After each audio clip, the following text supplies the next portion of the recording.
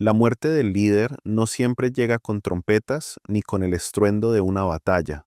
A veces llega en silencio, como una puerta que se cierra al fondo de una casa demasiado grande y durante unos instantes nadie comprende lo que acaba de perder. Eso fue lo que ocurrió cuando el hombre que había mantenido unidas a las tribus cayó por fin bajo el peso de los años. Mientras vivió, su sola presencia bastó para contener rivalidades, frenar venganzas y recordar a todos que por encima de sus clanes existía un pueblo. Pero cuando murió no dejó tras de sí una estructura firme, ni una capital estable, ni un heredero capaz de imponerse sobre los demás.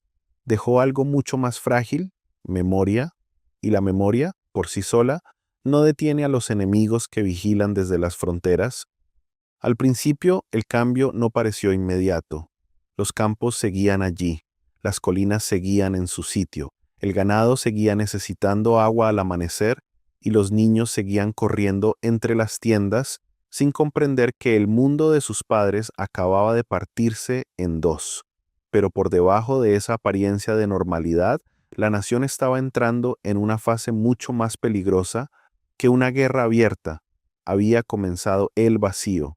Ya no existía una voz única para convocar a las tribus, decidir una respuesta militar o resolver una disputa antes de que degenerara en sangre. Cada grupo regresó a sus propios intereses, a sus propios miedos, a su propia supervivencia.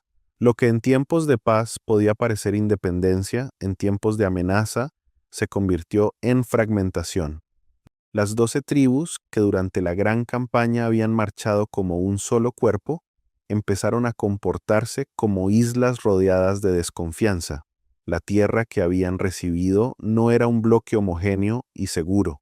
Era un mosaico quebrado de montañas, valles, pasos angostos y llanuras abiertas donde otros pueblos seguían siendo fuertes, ricos y peligrosos. Los viejos enemigos no habían desaparecido. Algunos habían sido empujados, otros debilitados, pero seguían allí, observando. Sus ciudades continuaban amuralladas, sus guerreros seguían entrenando, sus carros de guerra todavía dominaban las llanuras, donde la tierra era más fértil y donde una infantería improvisada tenía pocas posibilidades de resistir una carga frontal. Mientras tanto, los clanes de Israel, ahora sin dirección central, comenzaron a descubrir una verdad amarga: poseer una promesa no era lo mismo que controlar un territorio. La consecuencia fue lenta, pero implacable. Allí donde antes había campañas coordinadas, ahora había decisiones locales. Allí donde antes un líder podía reunir hombres de varias tribus y marchar contra una fortaleza enemiga, ahora cada comunidad calculaba sola el riesgo de pelear. Si el precio era demasiado alto, se retiraban. Si el enemigo parecía demasiado fuerte, pactaban. Si podían convivir un tiempo más con la amenaza, elegían soportarla, no porque fueran cobardes, sino porque el miedo cambia la lógica de los pueblos. Un hombre puede morir por honor. Una familia, en cambio, piensa primero en la próxima cosecha, en el pozo, en las cabras, en el techo bajo el que dormirán sus hijos cuando lleguen las lluvias. Así fue como la conquista se frenó sin necesidad de una gran derrota decisiva. No hizo falta que un ejército extranjero aplastara a Israel en una sola batalla, bastó con que la unidad se disolviera y la voluntad colectiva se agotara. Con el paso de los meses, muchas familias abandonaron la idea de instalarse en los valles amplios y comenzaron a buscar refugio en las alturas. Era una elección cruel. Las llanuras ofrecían mejores cultivos, acceso más fácil al agua y rutas de comercio más activas, pero también eran el territorio donde los enemigos podían moverse con rapidez, donde los carros de hierro rodaban como cuchillas sobre el polvo y donde una aldea indefensa podía ser arrasada en cuestión de horas. Las montañas, en cambio, eran ásperas, pedregosas, incómodas para la vida diaria, no daban abundancia, daban tiempo, y en una época así el tiempo era una forma de misericordia. Por eso empezaron a surgir aldeas en cimas rocosas, en laderas difíciles de escalar, en lugares donde la vista alcanzaba varios kilómetros y un vigía podía detectar una columna enemiga antes de que estuviera demasiado cerca. No eran grandes ciudades ni centros de poder. Eran asentamientos duros, nacidos de la necesidad, casas de piedra tosca, corrales improvisados, espacios estrechos, donde varias generaciones compartían techo y temor. Desde lejos, algunos de esos poblados podrían parecer casi invisibles, como si la misma tierra intentara ocultarlos, y en cierto modo eso era exactamente lo que sucedía. Aquellas comunidades no se construyeron para prosperar. Se construyeron para no ser exterminadas, pero esconderse en las alturas tenía un precio devastador. El primero era el agua. En las montañas no corrían grandes ríos junto a las casas, ni había manantiales abundantes en cada colina. Vivir lejos de los valles significaba alejarse de la vida misma. Cada familia comprendió muy pronto que una aldea bien situada para resistir un ataque podía convertirse también en una trampa mortal cuando terminaba la estación de lluvias. Así que comenzaron a cavar. Cavar en la roca, en la tierra endurecida, en los suelos más ingratos, abriendo cisternas y depósitos donde almacenar el agua caída del cielo. Era un trabajo extenuante, casi desesperado. No se trataba de una obra monumental hecha por un reino rico, sino del esfuerzo fragmentado de comunidades que sabían que, si fallaban, el enemigo no tendría que matarlas, bastaría con esperar a que la sed lo hiciera. Cada lluvia se volvió entonces un acontecimiento casi sagrado, no por romanticismo, sino por necesidad. El sonido del agua golpeando la piedra, resbalando hacia las cisternas, llenando lentamente lo que podría sostener a una familia durante meses, era el sonido de la supervivencia. Sin embargo, incluso cuando lograban asegurar reservas, la angustia no desaparecía. Siempre existía el temor de que una cisterna se agrietara, de que el revestimiento fallara, de que una estación fuera más seca de lo normal. Vivir en aquellos asentamientos significaba depender de una combinación frágil de trabajo agotador, clima impredecible y vigilancia permanente. No había margen para la comodidad. Luego estaba el suelo. Las montañas protegían, sí, pero también castigaban. La tierra era más dura, menos profunda, menos generosa que la de las llanuras. Cultivarla requería herramientas resistentes y brazos incansables. Sin embargo, la desigualdad tecnológica empeoraba todo. Mientras los pueblos más poderosos de la región avanzaban en el trabajo del hierro, muchos israelitas seguían dependiendo de instrumentos más blandos, más vulnerables al desgaste y menos eficaces para romper un terreno difícil. Eso significaba que sembrar no era un acto rutinario, era una lucha. Cada surco abierto en la tierra de la colina costaba tiempo, energía y metal. Cada cosecha obtenida en esas condiciones parecía más una victoria precaria que una señal de prosperidad.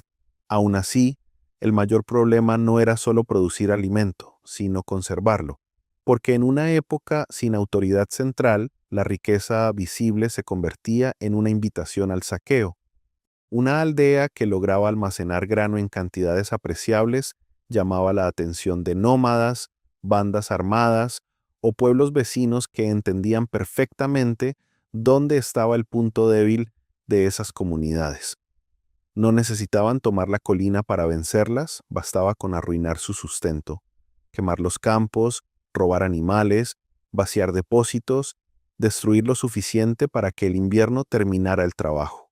Así, muchas familias optaron por ocultar su provisión bajo tierra, en silos secretos, en cavidades cubiertas, en rincones donde la vista casual no detectara el alimento del que dependía toda una estación.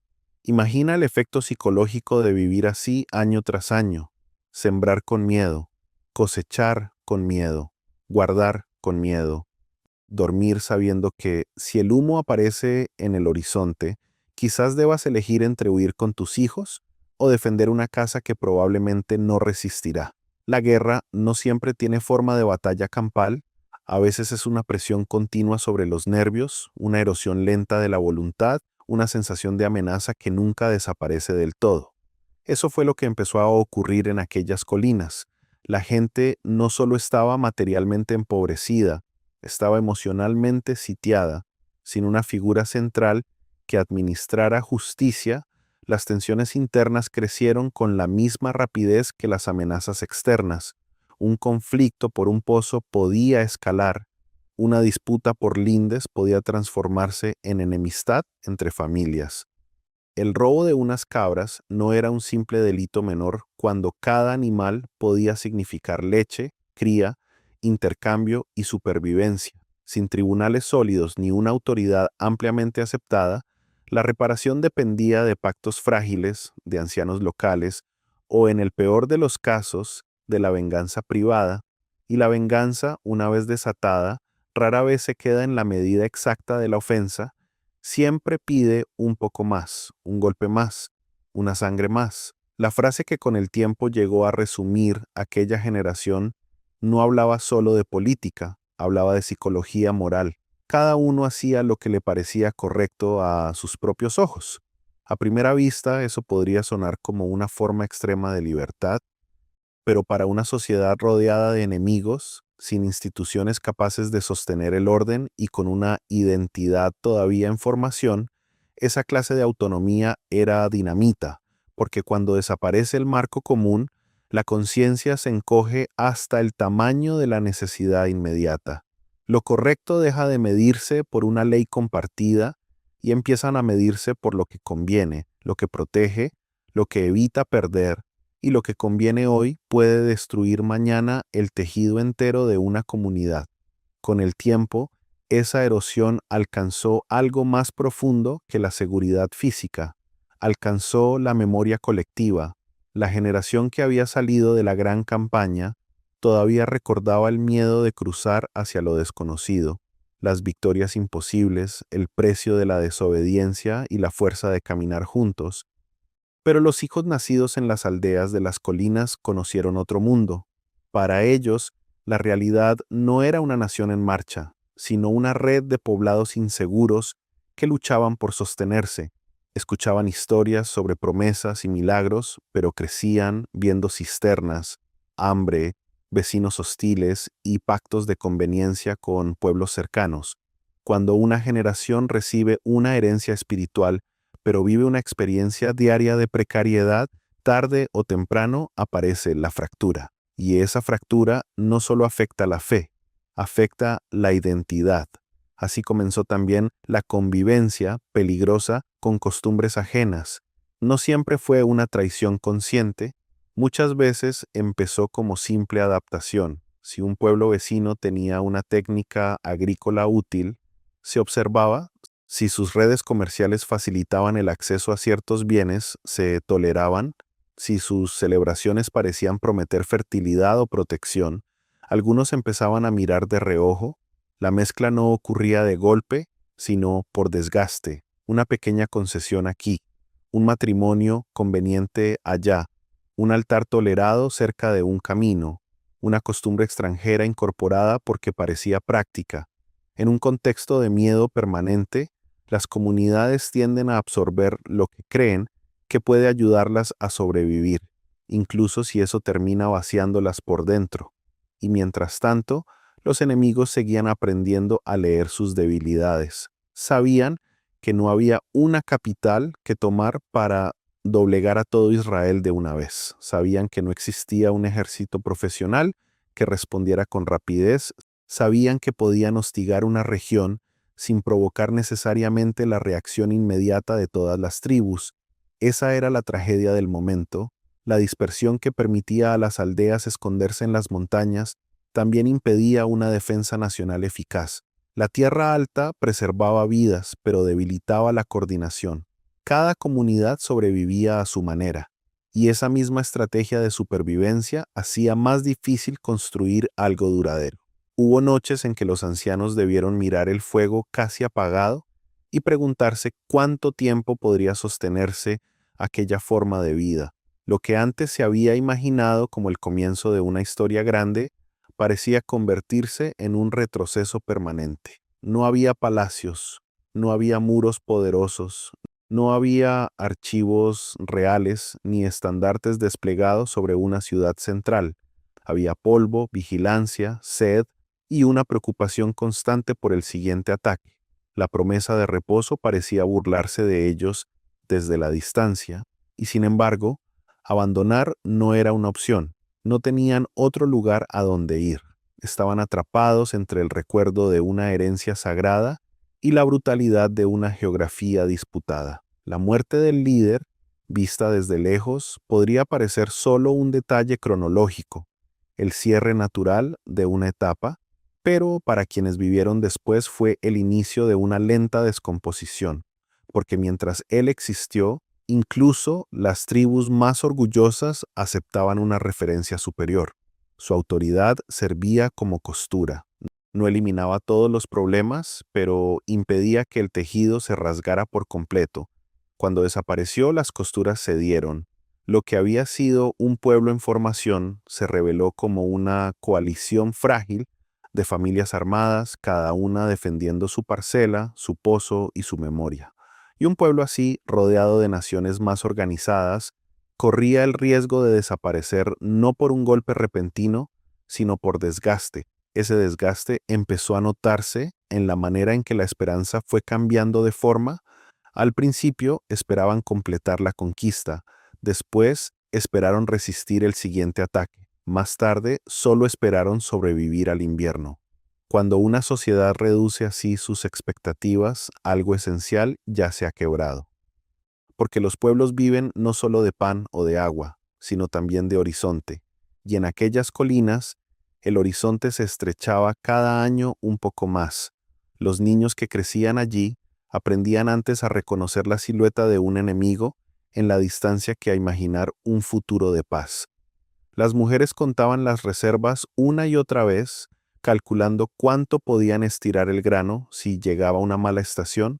Los hombres reparaban herramientas gastadas hasta el límite, conscientes de que conseguir metal nuevo no era fácil y de que una herramienta rota en el momento equivocado podía costar una cosecha entera. Todo en la vida cotidiana estaba atravesado por una fragilidad constante.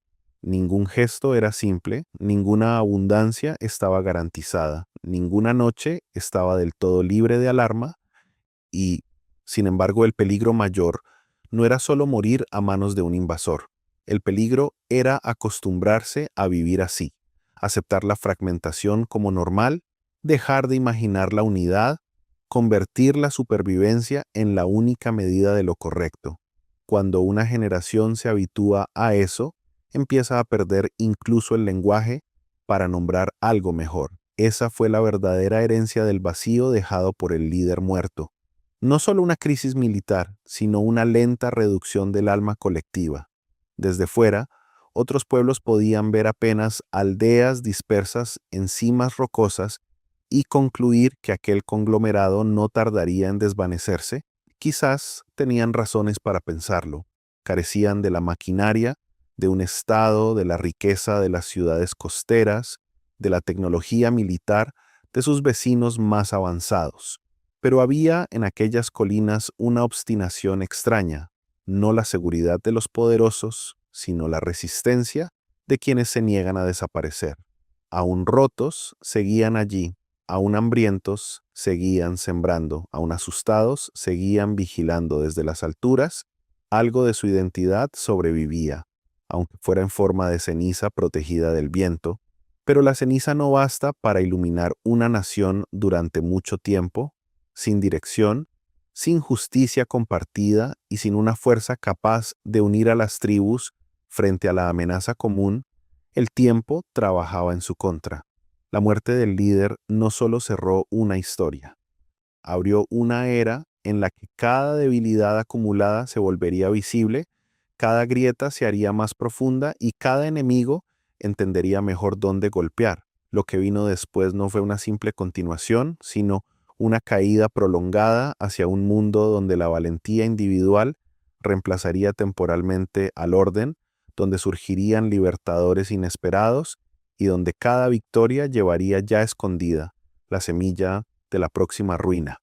Así comenzó el derrumbe, no con un solo incendio ni con una sola batalla memorable, sino con un silencio después del funeral, con tribus regresando a casa, con caminos que dejaron de conducir hacia un centro y volvieron a perderse entre montañas, con familias que aprendieron a mirar el horizonte no para soñar, sino para detectar humo. El líder había muerto y con él murió también la ilusión de que la unidad se sostendría sola. Lo que quedaba era una tierra prometida, sí, pero todavía sangrando, todavía disputada, todavía demasiado salvaje, para un pueblo que apenas empezaba a comprender que sin una autoridad capaz de mantenerlos juntos, la libertad podía convertirse en la forma más cruel de la intemperie. La muerte del líder no solo dejó un vacío de poder, también abrió una herida profunda en el corazón de la comunidad. Durante los días que siguieron, el ambiente se volvió insoportable, nadie confiaba en nadie, las viejas alianzas comenzaron a romperse y los rumores viajaban más rápido que la verdad. En cada esquina había miedo, en cada rostro, cansancio. Lo que antes era un refugio apenas sostenido por la disciplina del líder caído, ahora se había convertido en un territorio incierto donde la desesperación podía estallar en cualquier momento. El campamento se extendía entre estructuras improvisadas, edificios semidestruidos y calles cubiertas de polvo. La comida ya era escasa incluso antes de la tragedia, pero después de su muerte la distribución colapsó por completo. Algunos aprovecharon la confusión para esconder provisiones, otros empezaron a patrullar armados por su cuenta, convencidos de que solo la fuerza les garantizaría sobrevivir. Las discusiones se hicieron habituales, primero fueron gritos, luego empujones, después sangre. El grupo más cercano al líder intentó mantener el orden, pero entre ellos mismos había divisiones. Tomás, que había sido uno de sus hombres de confianza, afirmaba que debían endurecer las reglas y castigar cualquier desobediencia. Elena, en cambio, insistía en que el miedo no podía seguir siendo el único lenguaje posible, porque eso terminaría destruyéndolos desde dentro. Nadie parecía escucharla. Cada hora que pasaba sin una decisión clara fortalecía a quienes veían el caos como una oportunidad. Fue en ese clima cuando empezaron a circular historias extrañas. Al principio parecían simples rumores nacidos del agotamiento. Un muchacho aseguró haber visto una camioneta blanca en la carretera abandonada del norte, avanzando lentamente entre la neblina del amanecer. Una mujer dijo que alguien había dejado 2 cajas de antibióticos en la entrada del antiguo almacén sin que nadie viera quién las puso allí. Un anciano juró que durante la noche oyó voces cerca del puesto de vigilancia del oeste, voces tranquilas, firmes, completamente distintas al tono agresivo y nervioso que ya dominaba el campamento. Nadie quiso creerlo. En tiempos de crisis, la esperanza suele parecer más peligrosa que el miedo. La gente se había acostumbrado tanto a esperar traición, saqueos y muerte, que la idea de una ayuda desinteresada resultaba casi absurda. Algunos pensaron que era una trampa, otros que se trataba de un grupo rival intentando estudiar sus debilidades. Tomás ordenó redoblar la vigilancia y prohibió a cualquiera acercarse al perímetro sin autorización. No sabemos quiénes son, repitió varias veces, y en estos tiempos quien se acerca sin anunciarse no viene con buenas intenciones. Pero los signos continuaron. A la mañana siguiente, una patrulla regresó del sector sur con una noticia imposible de ignorar. Junto a la vieja estación de autobuses, encontraron a 3 niños escondidos dentro de una tienda destrozada. Estaban deshidratados, exhaustos, pero vivos. Lo extraño no era solo que hubieran sobrevivido. Lo verdaderamente inquietante era que junto a ellos había agua potable, vendas limpias y alimentos cerrados al vacío. Alguien había pasado por allí antes que la patrulla. Alguien los había encontrado y decidido no abandonarlos. Cuando llevaron a los niños al campamento, la noticia se esparció de inmediato. Los pequeños contaron una historia entrecortada, confusa, como suelen hablar quienes han visto demasiado para su edad. Dijeron que 2 noches antes, cuando pensaban que iban a morir, aparecieron personas con ropa oscura y brazaletes con una cruz azul pintada a mano. No parecían soldados, no gritaban, No llevaban insignias oficiales, se movían rápido, hablaban poco, y les dieron de beber antes de hacerles preguntas. Uno de ellos, una mujer de voz grave, les prometió que volverían por más sobrevivientes. ¿Quiénes eran?, preguntó Elena con cuidado. El mayor de los niños, un chico de unos 11 años, tragó saliva antes de responder. No lo sé, pero nos dijeron que aún quedaba gente buena. Esa frase dejó al campamento en silencio. No porque todos la creyeran, sino porque, a esas alturas, casi nadie recordaba lo que sonaba una afirmación así. Elena quiso salir en busca de ese grupo cuanto antes, pero Tomás se opuso. Aseguró que podían ser manipuladores, saqueadores organizados o fanáticos tratando de infiltrarse. Sin un líder legítimo, cualquier movimiento hacia el exterior podía interpretarse como una amenaza. La tensión entre ambos se hizo evidente frente a todos. Varios miembros armados apoyaron a Tomás. Otros, agotados de tanta rigidez y tanta violencia contenida, comenzaron a mirar a Elena con una mezcla nueva de expectativa y necesidad. Ese mismo anochecer, un incendio estalló en el área de cocinas. Nunca quedó claro si fue un accidente o un acto provocado. Las llamas se extendieron con una velocidad aterradora, alimentadas por madera seca, plásticos y combustible almacenado sin control. En cuestión de minutos, el humo cubrió gran parte del centro del campamento. Los gritos despertaron a quienes intentaban dormir. Las madres corrían con sus hijos en brazos. Algunos hombres trataron de organizar cadenas para transportar cubos de agua, pero el pánico rompía cualquier intento de orden. Un depósito colapsó con un estruendo brutal y por un momento todos pensaron que aquello era el fin. Fue entonces cuando aparecieron. Primero se oyeron motores, no uno, sino varios, aproximándose desde el camino oriental. Los vigías levantaron sus armas, convencidos de que venía un ataque. Algunas personas comenzaron a correr en dirección opuesta, pero los vehículos no entraron disparando ni arrollando. Se detuvieron justo en la entrada principal y de ellos bajaron hombres y mujeres cubiertos con capas de polvo, mascarillas y mochilas de suministros. En sus brazos llevaban mangueras compactas, botiquines y herramientas. Se movían con una precisión que contrastaba de forma casi dolorosa con el caos del campamento. Equipo de agua al flanco izquierdo. Separad a los heridos de los que aún pueden moverse. Nadie cruce esta línea. Las órdenes eran firmes, pero no autoritarias. Había en ellas una costumbre de salvar vidas, no de dominarlas. Una mujer alta, de cabello recogido y ojos hundidos por el cansancio, se dirigió directamente hacia el incendio. Llevaba en el brazo izquierdo el mismo símbolo descrito por los niños, una cruz azul pintada sobre tela gris. Sin pedir permiso, coordinó a varios de sus compañeros y logró contener el avance del fuego antes de que alcanzara los depósitos de combustible restantes. Otro grupo atendió a los quemados, limpió heridas, improvisó camillas y revisó la calidad del aire en las zonas cerradas. Nadie en el campamento entendía del todo qué estaba ocurriendo.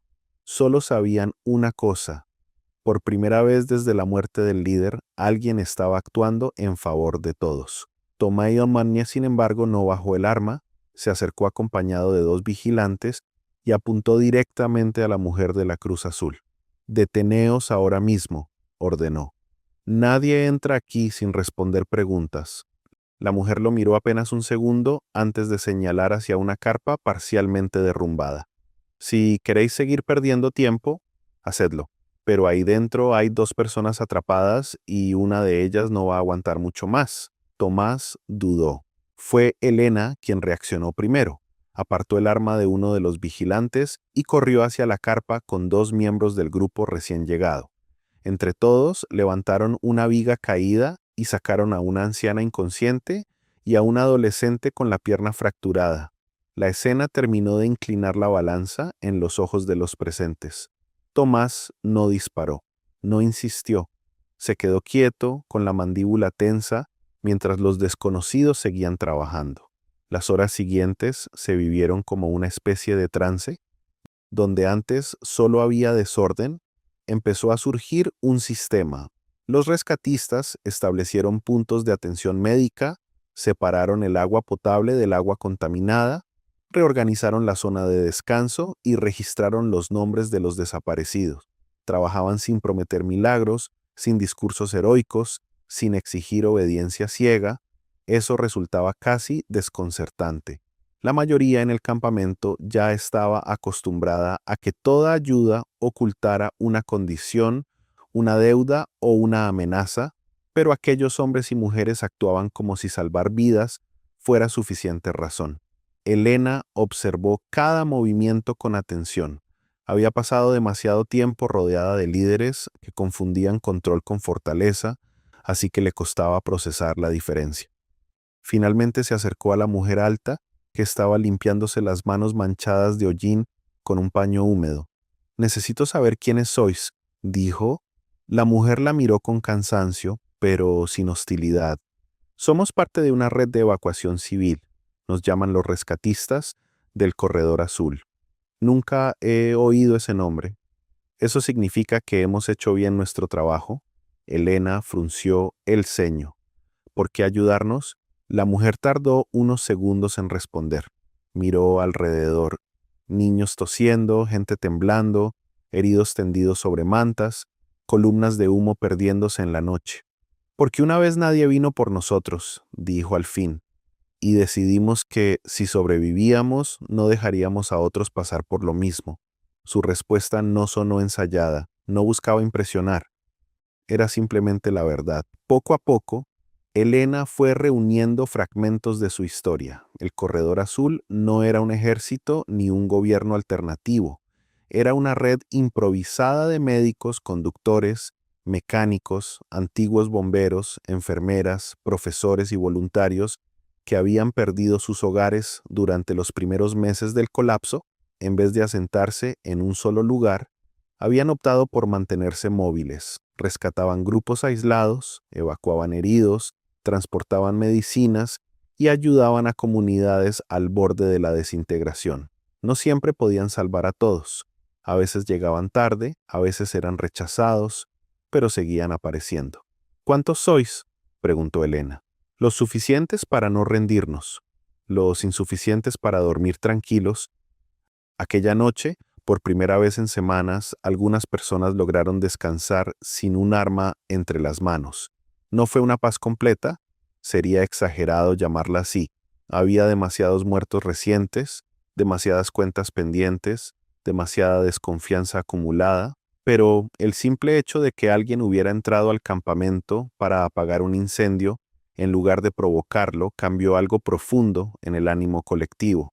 Era como si, entre las ruinas, se hubiera abierto una grieta por la que volvía a entrar el aire. A la mañana siguiente, Tomás convocó a varios de los suyos y exigió una reunión cerrada. Sostenía que los rescatistas debían entregar sus armas, revelar la ubicación de sus bases y someterse a las normas internas del campamento si querían permanecer allí. Según él, nadie podía permitir una fuerza externa operando con libertad en medio de una comunidad tan inestable. Algunos le dieron la razón, sobre todo quienes se beneficiaban del control rígido que había surgido tras la muerte del líder, pero otros empezaban a ver en Tomás no a un protector, sino a un hombre aterrado ante la posibilidad de perder poder. La discusión fue amarga. Elena defendió a los recién llegados con una firmeza que sorprendió incluso a quienes la conocían. Recordó a todos que, mientras ellos discutían sobre autoridad, los rescatistas habían salvado vidas, contenido el incendio y evitado una tragedia mayor. Acusó a Tomás de confundir prudencia con paranoia y de usar el miedo como única herramienta de gobierno. Él respondió que el idealismo de Elena iba a condenarlos, que el mundo ya no premiaba la compasión, que cualquiera que se presentara como salvador debía ser considerado una amenaza hasta demostrar lo contrario. «¿Y cuánto tiempo necesita alguien para demostrarlo?», replicó Elena. «¿Más que una noche salvando a nuestros hijos?». Nadie respondió de inmediato. La reunión terminó sin acuerdo, pero las lealtades empezaron a cambiar. No de forma ruidosa, no todavía. Fue algo más sutil. Miradas, silencios, gente que antes obedecía a Tomás y ahora dudaba, personas que se ofrecían voluntarias para ayudar a los médicos del Corredor Azul. La autoridad basada solo en el miedo seguía existiendo, pero había dejado de ser incuestionable. Los rescatistas, por su parte, parecían saber que su presencia podía encender otra clase de conflicto. Nunca intentaron adueñarse del campamento, no repartieron órdenes políticas ni exigieron obediencia más allá de lo necesario para la atención de emergencias. Esa moderación, lejos de debilitar su imagen, la hizo más fuerte. En un mundo de voces que gritaban para dominar, la contención se volvió una forma rara de credibilidad. Durante los días siguientes, el Corredor Azul ayudó a reparar pozos de agua, revisar generadores, clasificar medicamentos y establecer rutas seguras hacia pueblos cercanos donde aún podían conseguirse suministros. También identificaron a los más vulnerables, ancianos solos, heridos crónicos, mujeres embarazadas, niños huérfanos. Su método era simple y demoledoramente humano: primero sostener la vida, luego pensar en el futuro. Una tarde, mientras el sol caía sobre los restos oxidados de la periferia, Elena acompañó a la mujer de la Cruz Azul hasta el viejo mirador del campamento. Desde allí se veía el asentamiento entero: techos remendados, humo tenue, telas colgadas, gente moviéndose entre ruinas con una lentitud resignada. «Aún no confían en vosotras del todo», dijo Elena. «Sería extraño que lo hicieran», respondió la mujer. «La gente herida no distingue enseguida entre una mano que ayuda y una mano que quiere poseer». Elena se quedó en silencio. «Yo tampoco sé qué hacer», admitió al fin. «El líder murió y todo lo que mantenía unido este lugar se vino abajo con él. Hay rabia, hambre, miedo, y también hay quienes prefieren que todo siga roto, porque así les resulta más fácil mandar». La mujer asintió, como si hubiera oído esa historia muchas veces. «Entonces no intentéis reemplazar lo que se perdió», dijo. «Construid algo distinto. Eso suena más simple de lo que es». Nunca dije que fuera simple. Aquellas palabras se le quedaron clavadas a Elena, porque, en el fondo, comprendió que los rescatistas no habían llegado solo con agua, vendas y herramientas. También habían traído una posibilidad. No una solución mágica, no un final feliz inmediato, sino algo mucho más raro en tiempos oscuros: la evidencia de que el mundo aún permitía elegir entre volverse brutal o seguir siendo humano. Sin embargo, esa posibilidad tenía un precio. No todos estaban dispuestos a aceptarla. Tomás comenzó a moverse en las sombras, reunió a los más fieles, sembró dudas, exageró pequeños errores de los rescatistas y afirmó que el Corredor Azul planeaba llevarse recursos y gente joven para fortalecer sus propias rutas. Decía que Elena estaba siendo manipulada, que la compasión era una máscara, que tarde o temprano los recién llegados mostrarían su verdadero rostro. Sus palabras encontraron eco entre quienes ya no sabían vivir sin sospechar de todo: la fractura del campamento, que el incendio había detenido por unas horas, empezó a abrirse de nuevo, solo que esta vez ya no se trataba únicamente de quién mandaba. Ahora la pregunta era otra, más peligrosa y más profunda. ¿Qué tipo de comunidad querían ser después del derrumbe? Una noche, mientras la mayoría dormía, uno de los vehículos del Corredor Azul apareció con las ruedas cortadas y el depósito de combustible perforado. No hubo testigos, no hubo responsables reconocidos, pero el mensaje era claro: alguien quería que se marcharan. La mujer de la Cruz Azul examinó el sabotaje sin perder la calma, luego dio instrucciones para reparar lo que se pudiera y reforzar la vigilancia compartida. No amenazó a nadie, no exigió culpables. Eso desconcertó aún más a quienes esperaban una reacción violenta. Elena la observó con una mezcla de admiración y temor. «Si seguís aquí, esto puede empeorar», dijo. «Sí», respondió ella. «Entonces, ¿por qué no os vais?». La mujer levantó la vista y sostuvo la mirada de Elena con una serenidad casi dolorosa. «Porque todavía hay gente aquí que puede salvarse, y porque a veces, cuando un lugar está a punto de decidir en qué se convertirá, marcharse demasiado pronto también es una forma de abandono». Elena no supo qué responder. En los días posteriores, aquella frase empezó a resonar en ella cada vez que veía a Tomás endurecerse, cada vez que un niño recibía medicina de manos de los rescatistas, cada vez que alguien compartía pan con un desconocido o escondía comida por miedo al día siguiente. El campamento entero parecía suspendido en un punto de inflexión, como si la muerte del antiguo líder hubiera destruido el viejo orden, pero la llegada del corredor azul obligara a decidir qué nacería de sus restos. Y esa decisión, Elena lo intuía, no podría aplazarse mucho más, porque en tiempos de ruina, la ayuda nunca llega sola. Con ella también llegan la duda, la resistencia, la esperanza y el conflicto. Los rescatistas habían aparecido en medio del caos como una chispa improbable, una prueba viviente de que la compasión todavía podía cruzar territorios dominados por el miedo. Pero su presencia también estaba revelando algo que muchos no querían mirar de frente, que el verdadero enemigo no siempre venía de fuera. A veces ya estaba dentro, alimentándose del dolor, acostumbrado al control, incapaz de imaginar un orden que no naciera de la amenaza. Así, entre vehículos averiados, almacenes medio reconstruidos y reuniones cada vez más tensas, el campamento empezó a transformarse en el escenario de una batalla distinta, no solo por comida o por autoridad, sino por el sentido mismo de la supervivencia. ¿Salvarse significaba endurecerse hasta volverse irreconocibles? ¿O todavía era posible resistir sin perder el alma? Nadie tenía la respuesta completa, pero desde la noche del incendio, todos sabían que la pregunta ya no podía evitarse. Y mientras el humo de las últimas cenizas seguía flotando sobre los techos improvisados, los hombres y mujeres de la Cruz Azul continuaban moviéndose entre las sombras y la luz, curando heridas, reparando motores, cargando niños, enterrando muertos y recordándole a aquel lugar devastado una verdad que muchos habían olvidado, que incluso en el corazón del desastre, la llegada de quienes rescatan puede ser el comienzo de una nueva guerra o el primer paso hacia una reconstrucción que nadie se atrevía todavía a nombrar. La primera señal de que algo se acercaba no fue un disparo, ni una explosión, ni el rugido de motores en la carretera, fue el silencio. Un silencio extraño, pesado, casi antinatural, que cayó sobre el campamento al amanecer del cuarto día después de la llegada del corredor azul. Hasta los perros flacos que merodeaban entre los escombros dejaron de ladrar.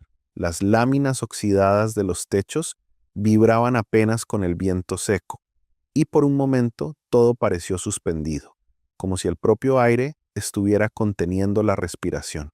Elena fue una de las primeras en notarlo. Había pasado la noche ayudando a clasificar medicinas junto a Mara, la mujer alta de la Cruz Azul, y apenas había dormido una hora sobre una manta extendida en el suelo de una oficina destruida. Salió al exterior con el cuerpo adolorido, esperando escuchar los sonidos habituales del campamento, toses, pasos, discusiones apagadas, niños llorando, herramientas golpeando metal. En cambio, encontró algo distinto. La gente hablaba en murmullos, los vigías miraban hacia el norte con una rigidez que no dejaba dudas. Algo venía. ¿Qué ocurre?, preguntó Elena, acercándose a uno de los puestos de observación. El hombre, un joven de rostro demacrado llamado Iván, tragó saliva antes de responder. Movimiento en la autopista vieja, mucho polvo, demasiado para hacer una sola patrulla. Elena subió a la plataforma improvisada y entrecerró los ojos. A lo lejos, sobre la franja gris de asfalto resquebrajado, una nube opaca avanzaba despacio. No podía distinguir todavía los vehículos, pero la forma del desplazamiento era inequívoca. Era un convoy organizado, numeroso. Mara llegó segundos después acompañada por 2 miembros del Corredor Azul. Observó el horizonte con expresión tensa, sin dramatismo. «No son comerciantes», dijo. «¿Cómo lo sabes?», preguntó Elena. «Porque los comerciantes no se anuncian levantando tanto polvo. Quien quiere negociar intenta parecer pequeño. Quien quiere intimidar hace justo lo contrario». La noticia corrió por el campamento como fuego sobre tela seca. En menos de media hora, la gente se había agrupado en círculos nerviosos.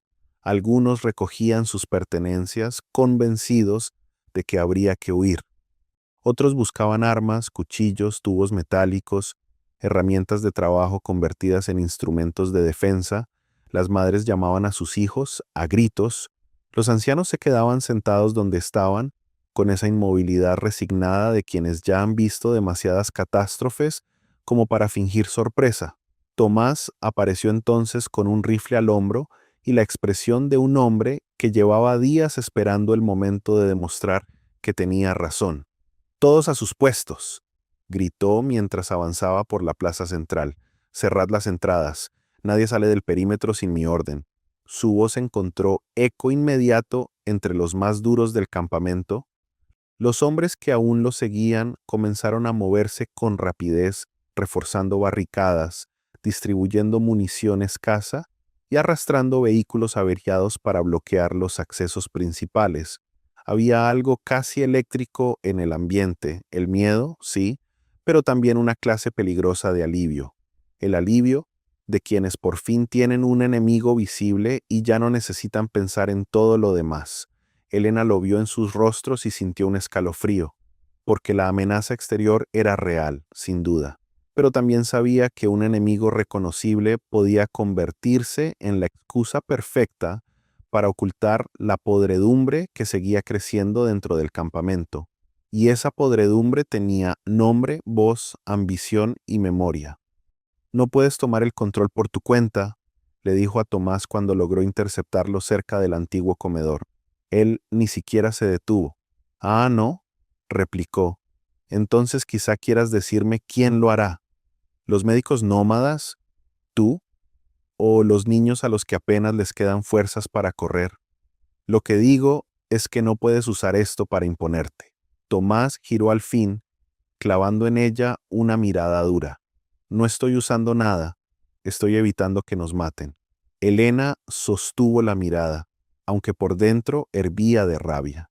«Llevas días deseando que ocurriera algo así». La mandíbula de Tomás se tensó. «Lo que llevo días haciendo es ver lo obvio. Ellos», dijo señalando con la cabeza hacia el horizonte y luego hacia los vehículos del corredor azul, «son lo mismo. Grupos armados, estructuras cerradas, gente que llega de fuera con sus propias reglas.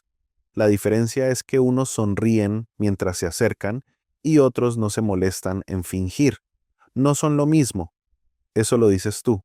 No había tiempo para seguir discutiendo. El convoy ya podía verse con claridad. 6 vehículos, 2 camionetas blindadas de forma rudimentaria con placas metálicas soldadas, 3 camiones medianos y una furgoneta cerrada en la retaguardia, todos cubiertos de polvo, pintura descolorida y marcas que parecían símbolos, tachados una y otra vez. Avanzaban sin prisa, con una seguridad arrogante como quien ya considera suyo el terreno que pisa. En el techo del primer vehículo, un hombre sostenía una bandera sucia atada a un tubo. No era un emblema nacional ni una insignia oficial, era el dibujo tosco de una mandíbula negra. Mara maldijo por lo bajo apenas lo vio. «¿Quiénes son?», preguntó Elena. Mara tardó un segundo demasiado largo en contestar. «Los carroñeros de San Víctor». El nombre cayó como una piedra. Algunos miembros del corredor azul se miraron entre sí con alarma contenida. Elena no conocía esa banda, pero no necesitó más explicación para comprender que no se trataba de saqueadores comunes. Había algo distinto en la reacción de Mara. No era simple temor, era reconocimiento. «Hemos cruzado rastros suyos antes», explicó Mara mientras reunía a los suyos. «Donde pasan, no solo roban, se quedan con la gente útil, queman lo que no pueden llevarse y dejan el resto como advertencia». «¿Cuántos son?». «Los suficientes». Tomás, que había escuchado parte de la conversación, soltó una risa seca. «Vaya, así que vuestros amigos del camino también tienen enemigos». Mara lo miró con un desprecio frío. «No confundas rivalidad con historia. Esa gente destruye asentamientos enteros. Si no trabajamos juntos, este lugar no dura una hora». Tomás apretó el rifle entre las manos. Durante un instante, Elena creyó que se negaría solo por orgullo, pero incluso él podía ver lo que se acercaba, y aunque le costara admitirlo, también entendía que sus hombres por sí solos no bastaban. «Una hora», dijo al final. «Después decidimos de nuevo quién manda aquí». Mara ni siquiera respondió. Ya estaba dando órdenes. Los siguientes minutos fueron frenéticos. El corredor azul desplegó un tipo de organización que el campamento no había visto jamás. No era militar en el sentido clásico, pero sí disciplinada. Establecieron líneas de evacuación para civiles, redistribuyeron a los heridos que no podían moverse, colocaron puntos de agua en caso de incendio y trazaron rutas de repliegue entre los edificios medio derrumbados. También ubicaron tiradores en posiciones elevadas y prepararon trampas improvisadas en los accesos secundarios. Tomás y sus hombres, por su parte, reforzaron la entrada principal y reunieron a cualquiera capaz de sostener un arma. La tensión entre ambos grupos era evidente, casi tan palpable como el polvo del convoy que ya se asentaba sobre las primeras ruinas del norte. Elena fue de un lado a otro ayudando donde podía. Condujo a los niños al sótano del almacén viejo, organizó a varias mujeres para atender emergencias médicas y regresó a la superficie con el corazón golpeándole las costillas. Cada vez que pasaba junto a Tomás, sentía que había dos frentes levantándose al mismo tiempo, uno fuera del campamento y otro dentro de él. Cuando los vehículos enemigos se detuvieron a unos 100 metros de la barricada principal, nadie respiró. Durante unos segundos solo se oyó el motor en ralentí y el tintineo metálico de algo suelto bajo una de las camionetas. Luego descendió del primer vehículo un hombre ancho, de barba corta y chaqueta militar desabrochada. Caminó hacia adelante con las manos visibles como si quisiera representar una cortesía que no sentía. Llevaba una pistola en la cintura y una sonrisa que parecía hecha de desprecio puro. «Buenos días, vecinos», gritó con una voz sorprendentemente agradable. «Hemos venido a hablar». Tomás alzó el rifle. «Habla desde ahí». El hombre extendió los brazos. «Me llamo Cordero. No buscamos problemas innecesarios. Sabemos que tenéis médicos, combustible, agua filtrada y gente fuerte. Nosotros tenemos rutas, armas y protección. Quizá podamos ayudarnos». Mara apareció al lado de Tomás sin esconder el arma. «Ya sé quién eres», dijo. La sonrisa de Cordero se afiló apenas. «Y yo sé quién eres tú». «Vaya, vaya», el corredor azul metiendo las manos donde no debe, siempre recogiendo sobras ajenas para jugar a los héroes. Elena observó a Mara de reojo. El rostro de la rescatista se había vuelto de piedra. «¿Este lugar no te pertenece?», dijo Mara. «Todavía no», respondió Cordero. La amenaza era tan clara que no necesitó elevar la voz. Lo que siguió no fue exactamente una negociación. Fue un tanteo brutal disfrazado de palabras. Cordero ofrecía integración, seguridad y orden, pero cada frase tenía el peso de un ultimátum. Quería suministros, acceso al agua y 20 personas aptas para trabajar en sus rutas. A cambio, prometía no arrasar el campamento. Decía todo aquello con una calma casi burocrática, como quien administra un negocio estable y no una maquinaria de abuso. Tomás, para sorpresa de Elena, no rechazó de inmediato. «¿Y si aceptamos?», preguntó, sin bajar del todo el arma. Mara lo miró como si hubiera recibido una bofetada invisible. «¿Aceptar qué?», dijo Elena, girándose hacia él. «¿Entregar gente?». Tomás no respondió enseguida. Su silencio fue peor que cualquier palabra. Cordero sonrió. «Veo que aquí las decisiones no están claras. Eso complica las cosas».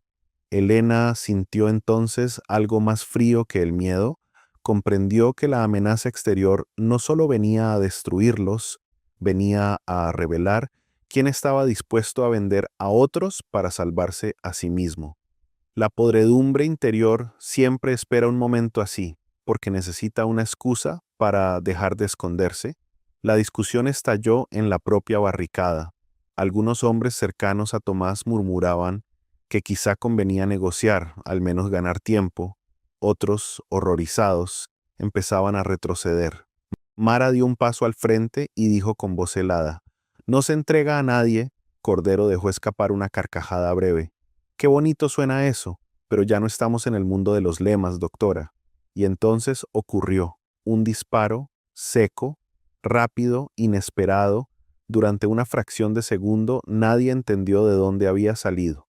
Después vieron caer a uno de los muchachos del campamento que vigilaba desde una torre lateral. Se desplomó hacia atrás con el pecho abierto en rojo. El infierno se desató. Los carroñeros abrieron fuego desde los vehículos. Las balas arrancaron chispas del metal, astillaron madera, reventaron ventanas. Los defensores respondieron como pudieron. Tomás gritó órdenes. Mara arrastró a Elena al suelo justo cuando una ráfaga atravesó la baranda de la barricada. El campamento entero estalló en alaridos, humo y carreras desesperadas. Los primeros minutos fueron pura confusión. Un camión enemigo aceleró contra el acceso principal y chocó contra los obstáculos con una violencia brutal. Los hombres del campamento lanzaron botellas incendiarias improvisadas. Una explotó sobre el capó y el vehículo quedó envuelto en llamas, pero no se detuvo del todo antes de incrustarse en la entrada. Detrás de él, varios carroñeros avanzaron cubriéndose con placas metálicas y escudos armados con puertas arrancadas de automóviles. Mara coordinaba a los suyos con precisión feroz. «No defendáis el portón, defended los pasillos. Dejadlos entrar en el cuello de botella. Evacuación del sector oeste ya». Elena ayudó a mover a 2 heridos hacia una zona cubierta, mientras el aire se llenaba de polvo de cemento y olor a pólvora. A unos metros vio a Iván, el vigía joven, caer con la pierna destrozada. Corrió hacia él sin pensarlo y junto a otra mujer lo arrastró detrás de una pared medio derrumbada. El muchacho temblaba, empapado en sangre y terror. «No me dejes», balbuceó. «No te voy a dejar», mintió Elena, mientras le apretaba una venda improvisada sobre la herida. En otro punto del campamento, los hombres de Tomás resistían con brutalidad desesperada. Disparaban desde ventanas, techos y huecos abiertos en los muros, pero algo iba mal. Elena tardó un poco en comprender qué era. Las líneas no estaban coordinadas, no porque faltara valor, faltaba confianza. Cada grupo defendía su zona sin compartir del todo información ni recursos. Los del corredor azul cubrían rutas de evacuación y puntos vulnerables. Los de Tomás se concentraban en matar o contener. Los civiles armados, atrapados entre ambas lógicas, se movían sin saber a quién obedecer. La amenaza exterior era una sola.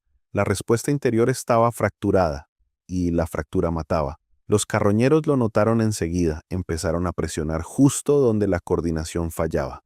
Lanzaron humo por el flanco sur, fingieron retroceder por el este y después intentaron colarse por un pasaje estrecho entre las cocinas quemadas y el taller de reparaciones.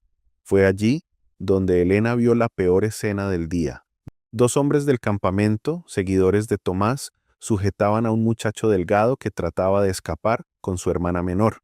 Lo acusaban de cobarde, de abandonar el frente. El chico lloraba diciendo que solo quería sacar a la niña del humo. Uno de los hombres levantó el arma para obligarlo a volver. Elena se abalanzó sobre él sin pensar. «Suéltalo». El hombre la empujó con violencia. «Apártate. Necesitamos a todo el mundo. Es un niño. Es mano útil». La expresión le heló la sangre. Mano útil. Así hablaban también los de fuera. Por un segundo terrible, Elena entendió que la podredumbre interior no era solo traición o ambición. Era algo más hondo, la costumbre de empezar a ver a las personas como recursos, como piezas sacrificables, como cuerpos que pueden moverse o entregarse según convenga. La misma lógica con otro uniforme, la misma enfermedad con diferente excusa. Antes de que el hombre pudiera hacer más, Mara apareció y le golpeó la muñeca con la culata del arma. El disparo se perdió en el aire. El chico tomó a su hermana y huyó. «A los civiles se les evacúa, no se les recluta a la fuerza», rugió Mara. El seguidor de Tomás la miró con odio puro. «Esta no es tu comunidad». Mara le sostuvo la mirada. «Hoy sí, No hubo tiempo para más. Una explosión sacudió el taller. Trozos de metal y vidrio llovieron sobre el patio. Un vehículo del corredor azul había sido alcanzado. Las llamas comenzaron a extenderse de nuevo y con ellas el pánico. Tomás apareció entre el humo, descompuesto, cubierto de polvo y sangre ajena. «Nos están rodeando por el sur», gritó. «¿Necesito refuerzos?» «Entonces unifica el mando», replicó Mara. «¿Ahora?» «No me des órdenes, entonces sigue perdiendo gente». Tomás levantó el rifle no para dispararle, sino en un gesto ciego de furia. Elena se interpuso entre ambos. «¡Basta!», gritó con una voz que ni ella sabía que tenía. «Nos están destrozando porque seguís peleando por quien manda». Hubo un segundo suspendido. Balas, humo, gritos alrededor. Y sin embargo, por un instante todo quedó reducido a esa verdad desnuda. No los estaba venciendo solo el enemigo exterior, los estaba venciendo la incapacidad de dejar de mirarse como rivales, incluso mientras ardían juntos. Tal vez Tomás lo entendió en ese momento, o tal vez simplemente no tenía otra salida. Bajó el arma con un gesto brusco y escupió sangre al suelo. «¿Qué propones?», dijo. Mara respondió sin perder un segundo. «Repliegue escalonado, cerramos el sur, dejamos el portón como trampa, los atraemos al corredor central y los aislamos entre depósitos. Tú conoces las rutas internas. Yo coordino evacuación y fuego cruzado». Tomás dudó solo un latido, luego asintió. Fue la primera vez desde la muerte del antiguo líder que ambos trabajaron hacia la misma dirección. Y el efecto fue inmediato. Los defensores comenzaron a moverse con otra lógica.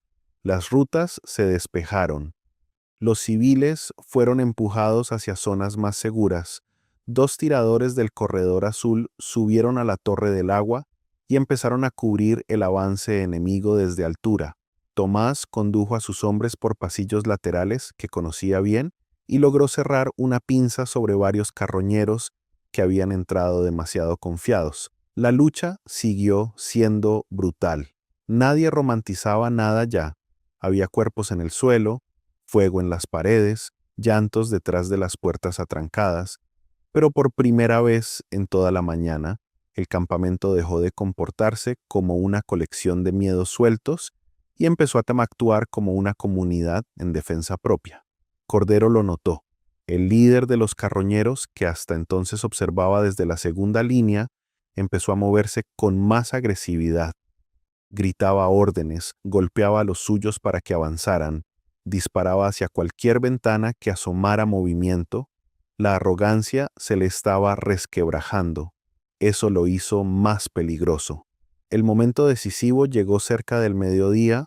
Un grupo enemigo consiguió abrirse paso hasta la zona del pozo principal. Si tomaban ese punto, el campamento estaba perdido, incluso si lograban sobrevivir al ataque. Elena lo comprendió al ver la dirección del avance, corrió hacia allí con 2 miembros del corredor azul, pero al llegar descubrió que ya era demasiado tarde para impedir el contacto. Entre el humo, vio a Cordero, más cerca de lo que imaginaba, más humano, más monstruoso. No llevaba la sonrisa de antes, solo una concentración fría, casi profesional, mientras daba instrucciones a 3 hombres para asegurar el área. Uno de ellos sujetaba a un anciano del campamento contra el borde del pozo, usándolo como escudo. Elena sintió una oleada de asco tan intensa que le cortó la respiración. Eso eran, no guerreros, no gobernantes, no salvadores duros en tiempos imposibles, parásitos. Y entonces desde el otro lado del patio sonó la voz de Tomás. «Al suelo». El disparo que siguió fue limpio. El hombre que retenía al anciano cayó de espaldas. El viejo rodó libre. Cordero se giró sorprendido. Mara y 2 rescatistas abrieron fuego desde un lateral. Los carroñeros respondieron. El patio entero se convirtió en un torbellino de ecos y metralla. Cordero logró cubrirse tras el borde de concreto del pozo, pero ya no tenía el control del espacio.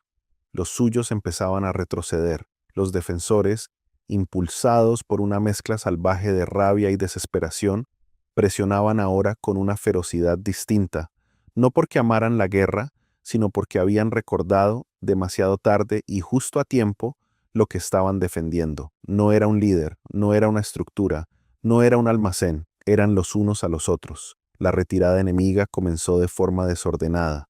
Primero un camión intentó dar marcha atrás entre las llamas.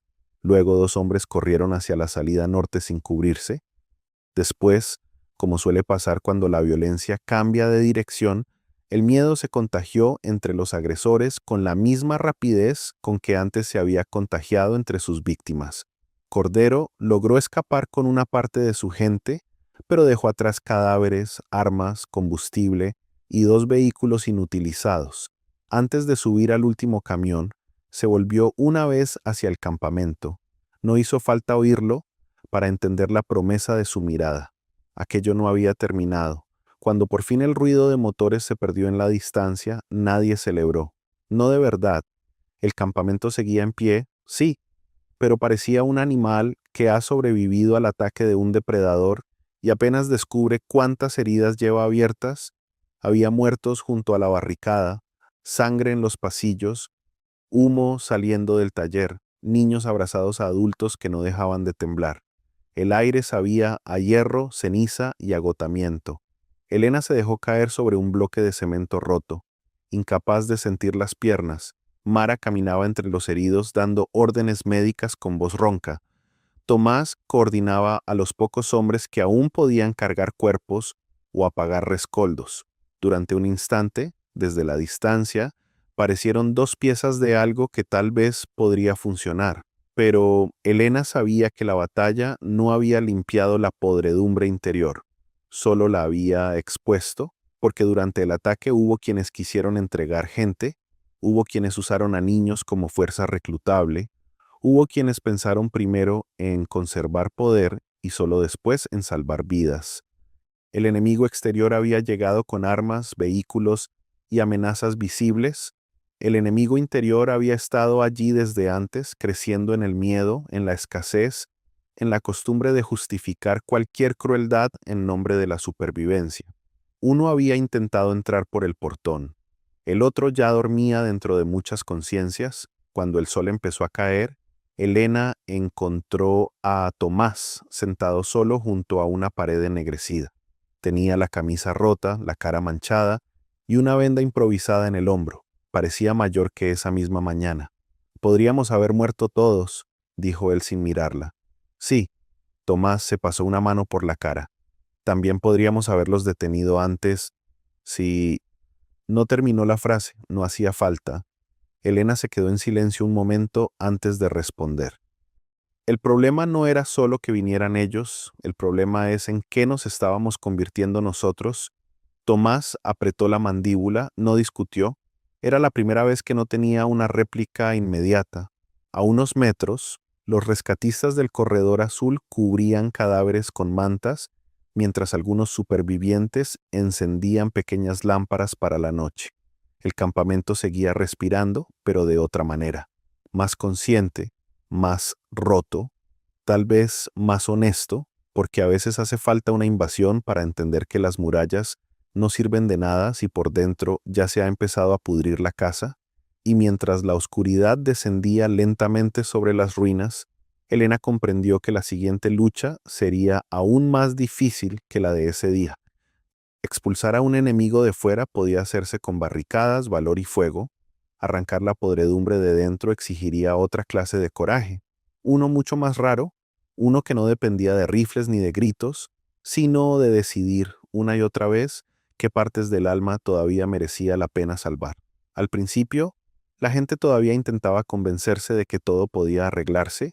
Había pasado tanto tiempo desde la muerte del líder que el país ya no se parecía en nada al lugar que había sido antes, pero incluso en medio del hambre, del miedo y de la desconfianza, muchos seguían aferrándose a una idea casi infantil, que aún era posible detener la caída.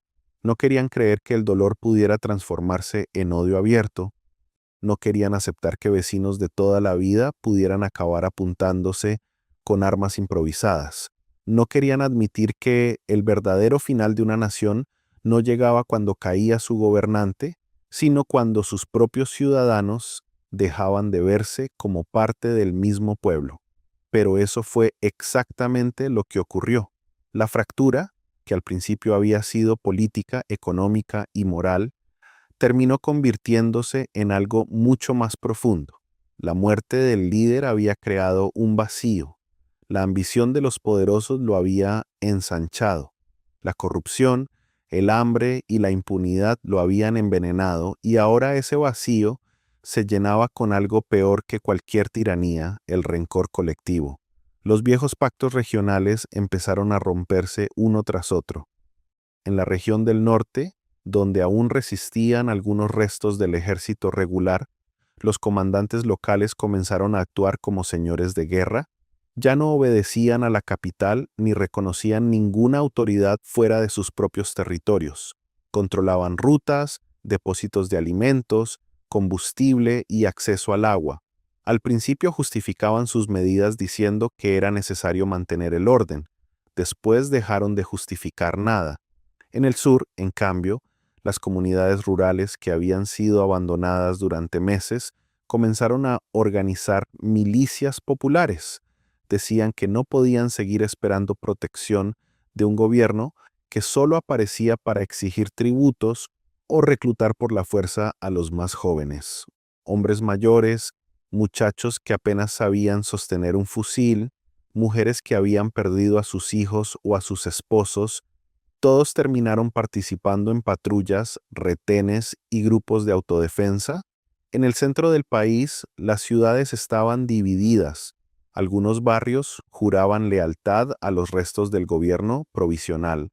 Otros apoyaban a facciones reformistas que prometían un nuevo comienzo.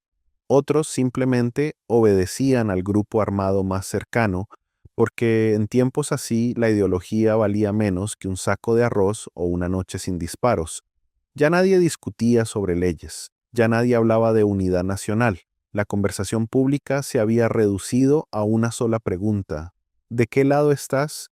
Y esa pregunta, pronunciada una y otra vez, terminó destruyéndolo todo. Familias enteras se partieron en dos.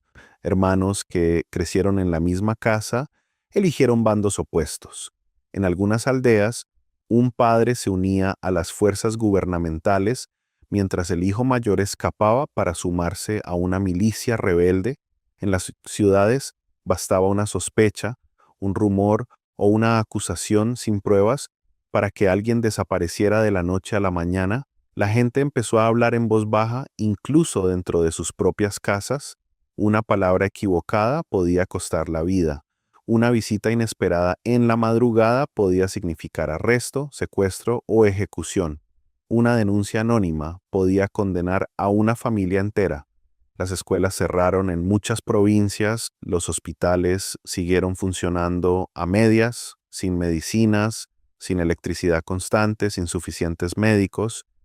Los mercados se transformaron en lugares de tensión permanente, donde además de comida se intercambiaban municiones, noticias, mapas y nombres.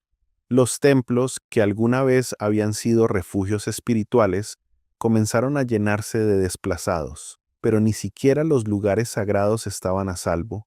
A medida que las facciones crecían, también lo hacía su brutalidad.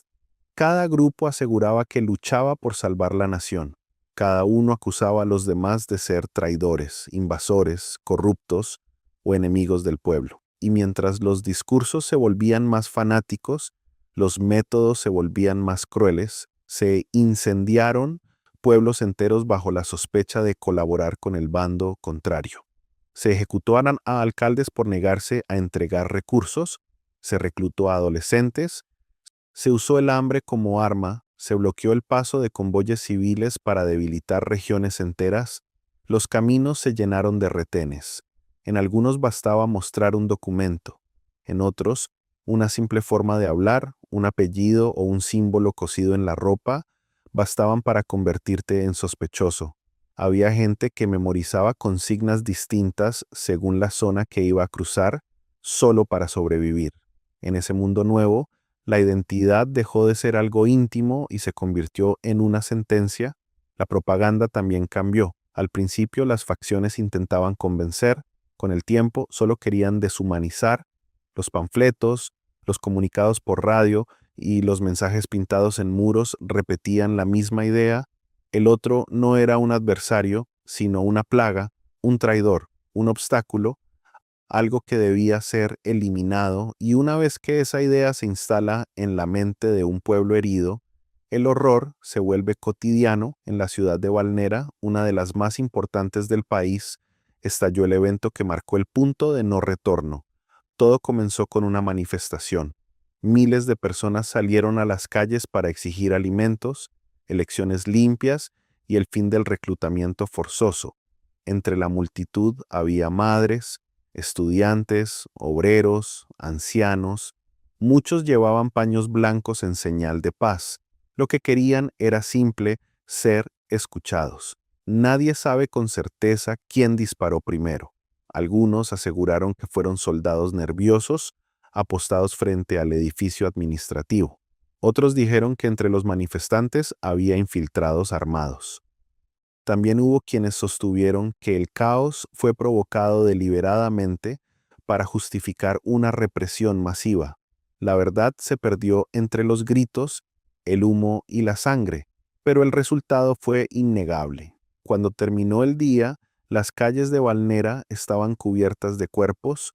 Las imágenes recorrieron el país como fuego sobre aceite: madres arrodilladas junto a sus hijos muertos, jóvenes desangrándose en las aceras, gente corriendo mientras sonaban ráfagas de fusil, un anciano levantando las manos antes de caer. La conmoción fue inmediata, pero no trajo unidad, trajo furia. En muchas regiones la masacre fue interpretada como la prueba definitiva de que ya no quedaba salida política. Los reclamos se transformaron en insurrección abierta. Cuarteles pequeños fueron tomados por grupos rebeldes, almacenes estatales fueron saqueados, trenes con suministros militares descarrilaron tras sabotajes, gobernadores locales fueron expulsados o asesinados. En cuestión de semanas, lo que todavía podía describirse como colapso institucional pasó a ser guerra civil declarada. Las líneas del frente aparecieron casi de la nada: puentes estratégicos, pasos de montaña, carreteras principales y barrios enteros se convirtieron en zonas de combate.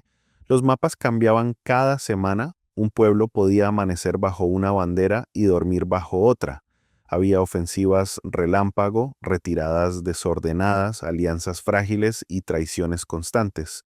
Los refugiados empezaron a moverse en columnas interminables: carretas, bicicletas, camiones sobrecargados, gente a pie con niños dormidos en brazos, ancianos arrastrando maletas vacías, perros siguiendo a familias que ya no tenían casa.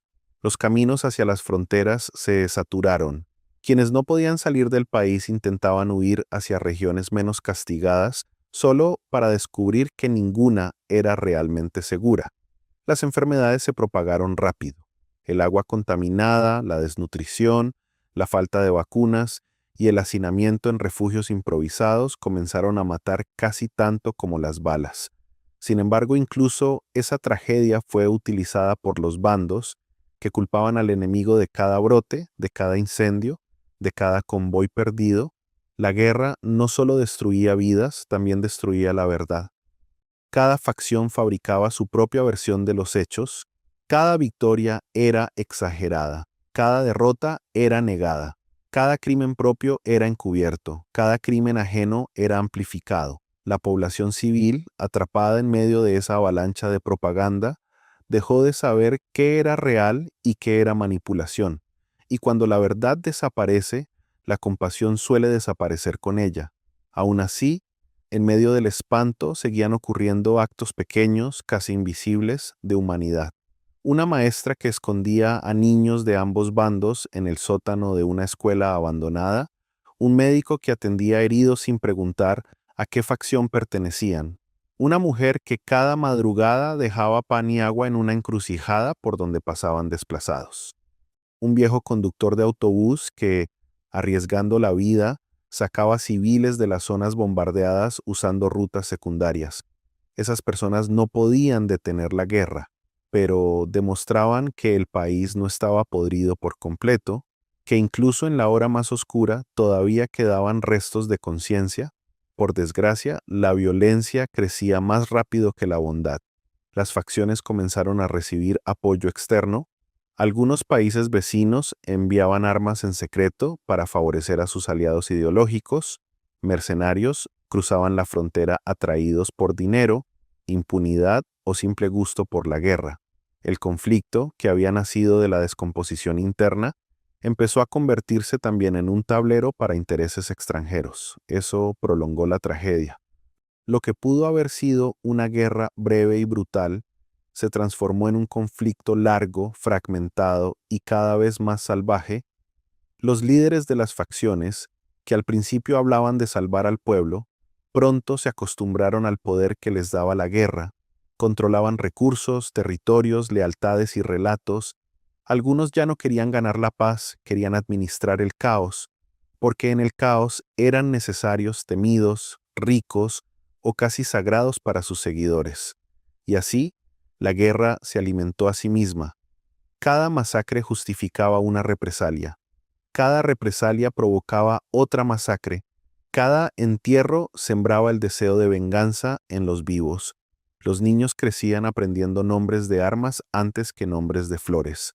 Dibujaban tanques, barricadas, casas ardiendo, jugaban a los retenes, imitaban interrogatorios. Para una generación entera, la violencia dejó de ser una anomalía y empezó a parecer parte natural de la existencia. Eso fue quizá lo más terrible de todo. No solo estaba muriendo gente, también estaba muriendo la idea de futuro. Hubo intentos de negociación, claro, delegaciones que se reunían en edificios semidestruidos o en capitales extranjeras, mediadores que proponían treguas, documentos firmados con solemnidad ante cámaras, discursos sobre reconciliación nacional, pero casi todos esos esfuerzos fracasaban en cuestión de días. Un ataque, una emboscada, una provocación o simplemente la desconfianza bastaban para derrumbar cualquier acuerdo. Nadie creía en nadie y con razón. Se había mentido demasiado, se había traicionado demasiado, se había enterrado demasiado. En algunos lugares la guerra adquirió un carácter casi tribal. Las viejas diferencias regionales, étnicas y culturales que durante décadas habían permanecido contenidas resurgieron con ferocidad. Lo que antes eran prejuicios larvados se convirtió en persecución abierta.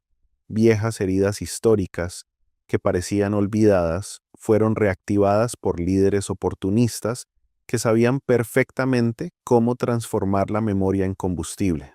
Entonces el conflicto dejó de ser solamente político, se volvió existencial. Ya no se combatía solo por controlar el Estado, se combatía por miedo a desaparecer, por venganza, por humillaciones antiguas, por relatos heredados, por tumbas recientes. Eso hizo que la guerra fuese aún más difícil de detener, porque cuando una guerra se convence de que trata sobre la supervivencia misma, cualquier atrocidad encuentra excusa. Una noche, en una aldea montañosa llamada Edras, ocurrió uno de esos episodios que luego los historiadores recuerdan como símbolo de la barbarie. La aldea había cambiado de manos 3 veces en 2 meses. Sus habitantes ya casi no distinguían entre libertadores y verdugos. Todos llegaban prometiendo protección, todos terminaban exigiendo obediencia.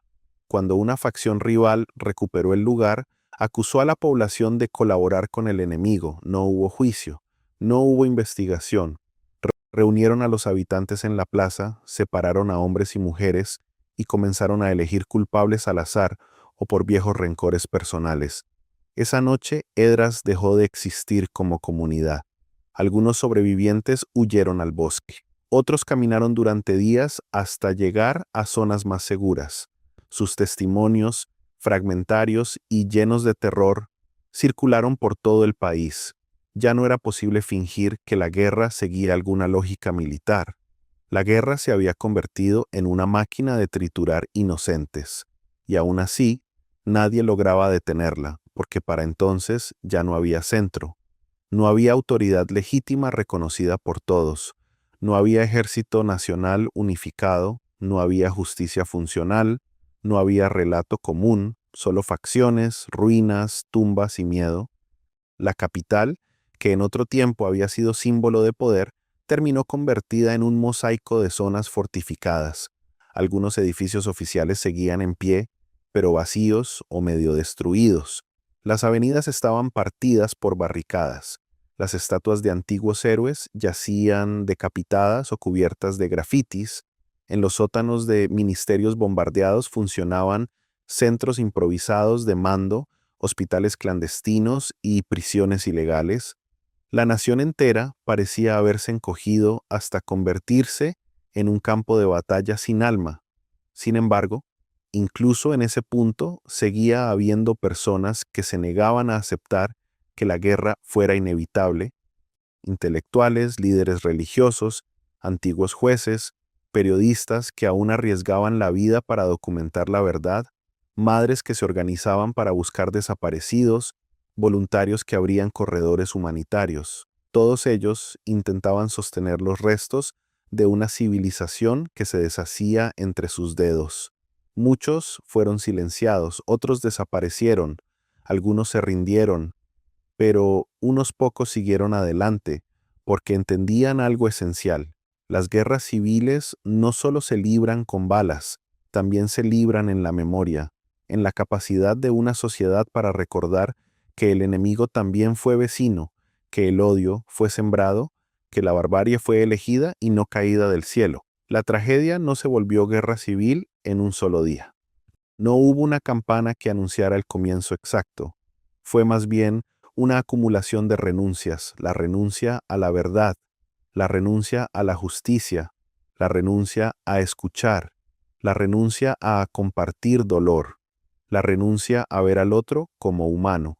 Y cuando todas esas renuncias se juntaron, la guerra nació como nacen las tormentas más devastadoras, después de mucho tiempo de señales ignoradas.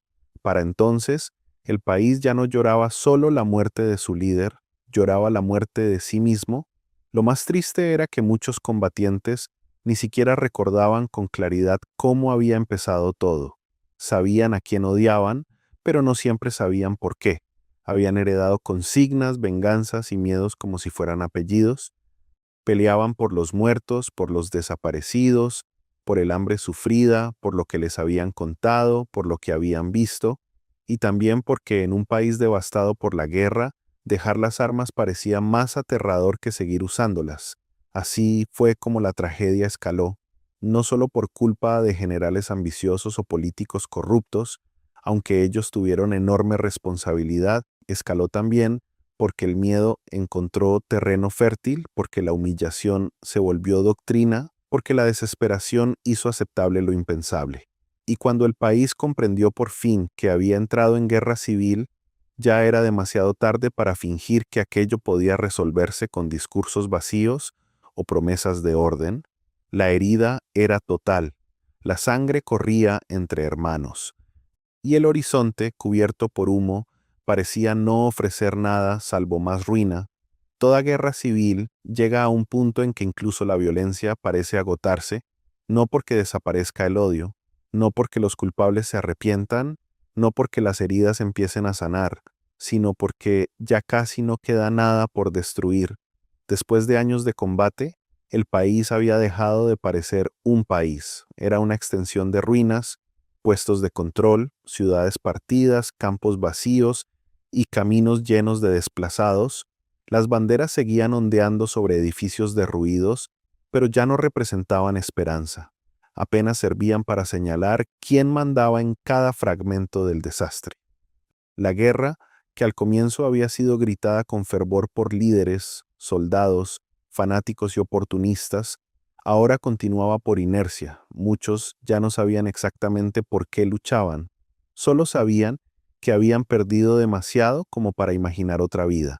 Los comandantes envejecieron en medio del conflicto, los niños crecieron entre escombros, los ancianos murieron esperando un regreso imposible al mundo anterior, y la nación, poco a poco, comprendió que ninguna facción iba a obtener una victoria limpia.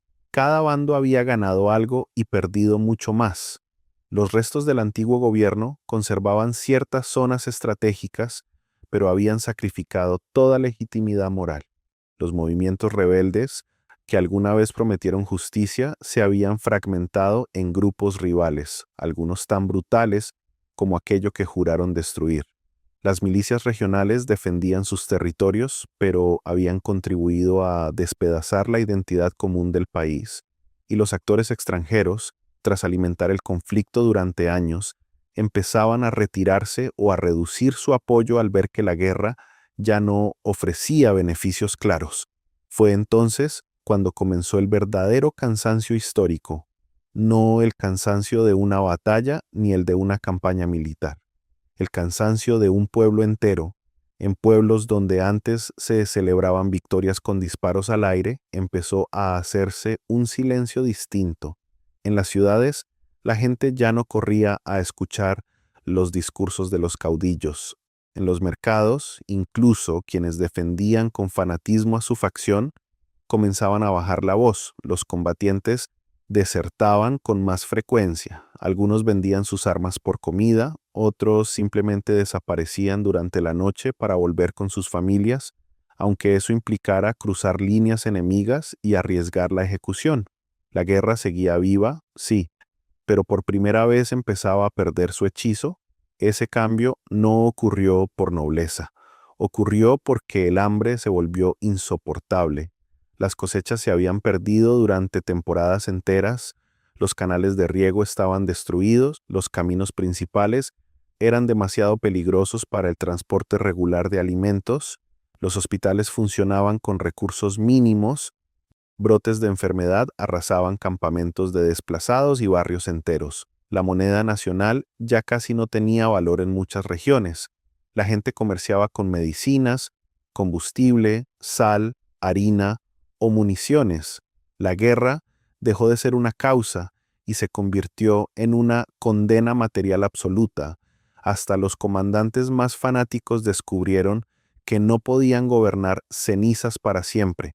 En la frontera occidental, una serie de derrotas militares y motines internos debilitó a una de las facciones más poderosas.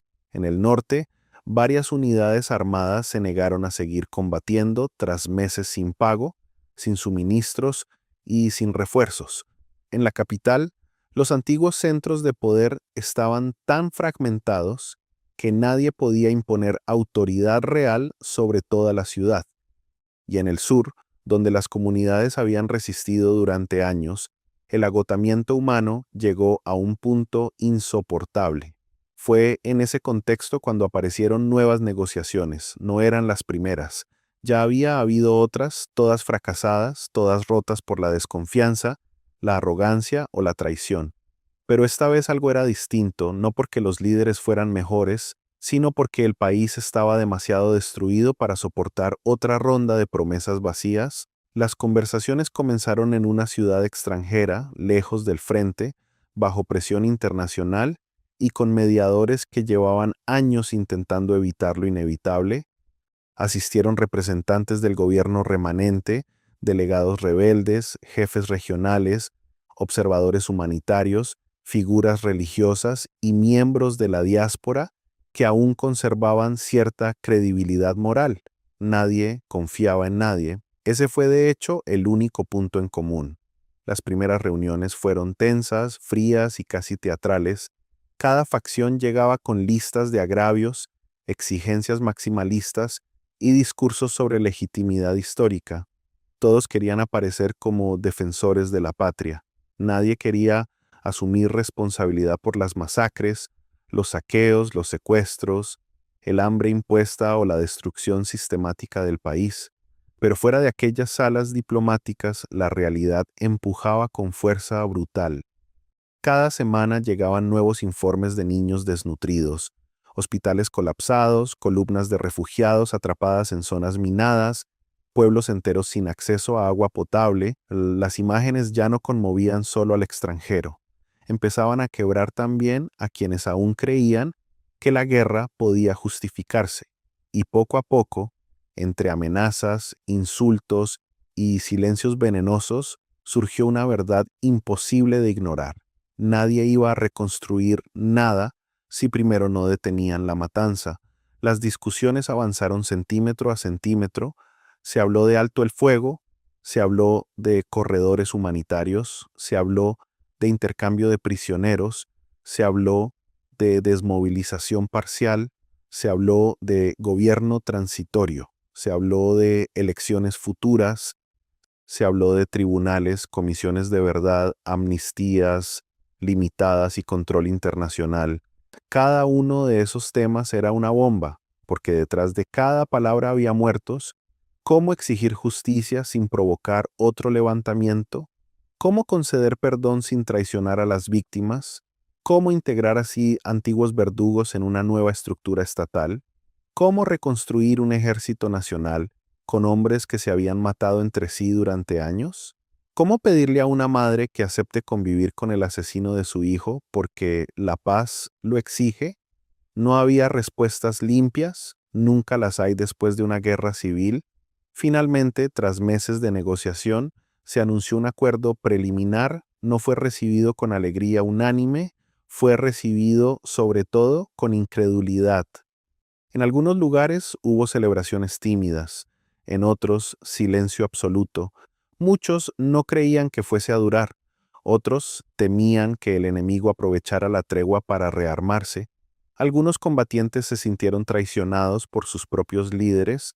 Las familias de desaparecidos exigían saber dónde estaban sus seres queridos antes de hablar de reconciliación, y había quienes, tras haberlo perdido todo, ya no sabían cómo vivir sin la estructura brutal que la guerra había impuesto a sus días. El primer alto el fuego fue frágil. Hubo violaciones, emboscadas, acusaciones cruzadas y provocaciones calculadas. Varios comandantes locales se negaron a obedecer. Algunas milicias se fragmentaron aún más. Mercenarios y saqueadores intentaron aprovechar el vacío. Durante semanas, el país vivió suspendido entre dos posibilidades, la paz real o el regreso total al infierno. Pero esta vez, a diferencia de antes, una parte importante de la población ya no quiso volver atrás. Civiles desarmados salieron a las calles en varias ciudades exigiendo que el acuerdo se mantuviera. Las madres de desaparecidos marcharon con fotografías en las manos. Los médicos de hospitales destruidos pidieron protección para seguir atendiendo. Maestros, sacerdotes, conductores, campesinos, periodistas y voluntarios empezaron a formar redes improvisadas para sostener la tregua donde pudieran. No eran poderosos, pero eran muchos. Y estaban cansados de enterrar a los suyos. Ese cansancio colectivo, más que los discursos diplomáticos, fue lo que sostuvo el inicio de la paz.